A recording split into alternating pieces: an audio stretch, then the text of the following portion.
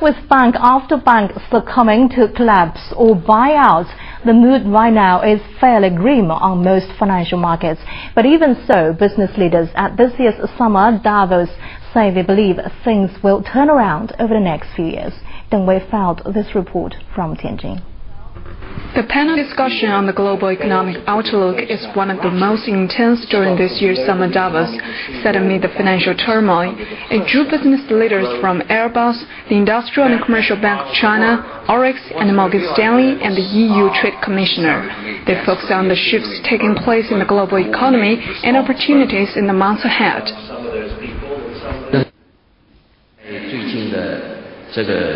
The financial turmoil will surely have a great impact on the future of the global economy. In my point of view, I think in the next 10 years or so, the global financial system will witness huge reform, adjustments and restructure due to the crisis. But it will not affect the U.S. leading position in the world finance. John is also calling for more diversified financial markets. The current market is too concentrated. We should diversify the global financial market by not merely relying on the U.S. bond market. We have to rethink the future development strategy. The International Monetary Fund has forecast that growth of the world economy will slow to 3.7% in 2008 compared with 4.9% in 2007. The EU Trade Commissioner is urging countries around the world to fight against the crisis together. We're not going to solve any of the problems we face, whether it be in the financial system or in adapting the global economy and our respective economies to low-carbon production.